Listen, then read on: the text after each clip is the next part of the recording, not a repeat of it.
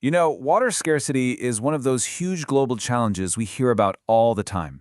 But what if the solution wasn't just some environmental breakthrough, but a massive business opportunity? Today, we're diving into how businesses are driving innovation in solar-powered water desalination, turning a global crisis into a sustainable and profitable venture. Let's see how they're doing it. First, to really get why this is such a big deal, you have to understand the scale of the problem. Just look at this number, 2 billion. That's how many people, more than a quarter of the entire planet, are living in places where water is scarce. This isn't some far-off problem. It's a crisis happening right now, and it's creating this incredible demand for a real, affordable solution. For decades, the main way we've tackled this is with traditional desalination. But honestly, it's kind of a brute force approach. It's incredibly expensive, it guzzles fossil fuels, and it pumps out a ton of emissions. But solar desalination, it completely flips the script. By tapping into renewable energy, it slashes the biggest operational cost, energy, and it gets rid of emissions. It's just a cleaner, smarter, and way more elegant solution. So you see, this isn't just about the environment. It's what you'd call a classic market failure.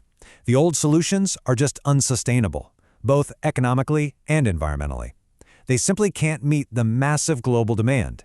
And you know what? That gap, that failure, that's exactly where new business opportunities are born. And that brings us to this huge turning point in technology. The solar solution isn't just some minor tweak, it's a fundamental shift. We're pairing desalination with the fact that solar power costs are plummeting. And because of that, we now have an alternative that's not only cleaner and more sustainable, but, and this is the critical part, it's actually more economical in the long run. The advantage here is like this powerful flywheel spinning for both the economy and the environment. You're fighting climate change by cutting emissions, and at the same time, you're boosting your bottom line by slashing energy costs. This creates a business model that's built for long-term health, not just short-term survival. And all of this is happening while you're solving one of the most basic needs for humanity. It's a perfect alignment of purpose and profit.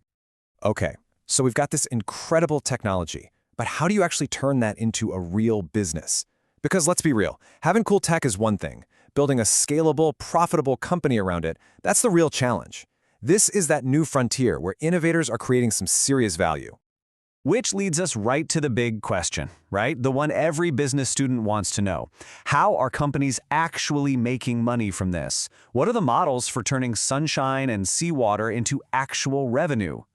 Well, it seems like two main models are really taking off. The first one is pretty straightforward. Direct water sales. You build a plant and you sell purified water to big clients like city governments or factories.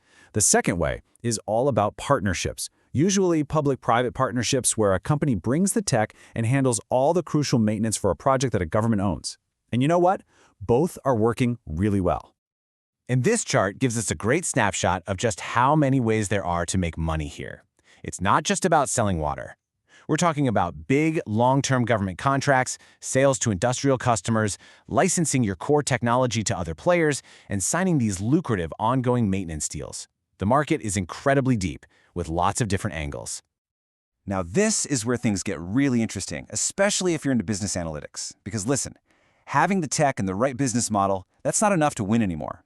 To really grow, to optimize, to beat the competition, it all comes down to the data. Analytics is the secret sauce. And we're seeing this play out in the real world, all over the globe. On one hand, you've got these huge companies in places like Saudi Arabia and the UAE building these massive utility-scale plants. But then, on the complete other end of the spectrum, you have nimble startups in India like Vayu, building smaller, decentralized plants for rural villages. The common thread? Both of them rely heavily on data to pull it off. So, whether you're a giant corporation or a tiny startup, the big question is the same. How do you keep everything running perfectly? How do you guarantee low costs and high reliability, whether you're serving a city of millions or a village of a few hundred? And the answer, you guessed it, is the analytics advantage. Think about it. Instead of just waiting for things to break, you can use predictive analytics to know when a specific pump is about to fail. That lets you schedule maintenance before you have a costly shutdown. They're using real-time data to squeeze out the maximum amount of water with the absolute minimum energy. And they're analyzing geographic data to pinpoint the perfect locations for new plants, maximizing their ROI from day one. And this quote just nails it. Data isn't just a bunch of numbers on a spreadsheet here.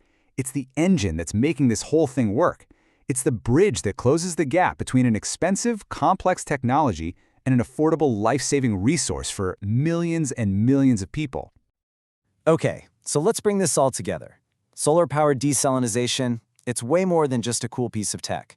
It's a full-on business revolution. It represents this whole new way of thinking, where making a profit and making a positive impact on the world aren't fighting against each other. They're actually the very same thing.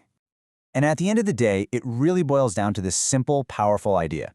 You need the engine of business to drive investment and scale things up. You need that spark of innovation to create better, smarter solutions. And you need the North Star of sustainability to make sure it all lasts. When you put those three together, well, the result is a better future. What this whole story proves is that our biggest global challenges, they're also our biggest opportunities for innovation. So the final question I'll leave you with is this. If this framework can help solve water scarcity, what's the next huge global problem that visionary business leaders, people just like you, are going to solve?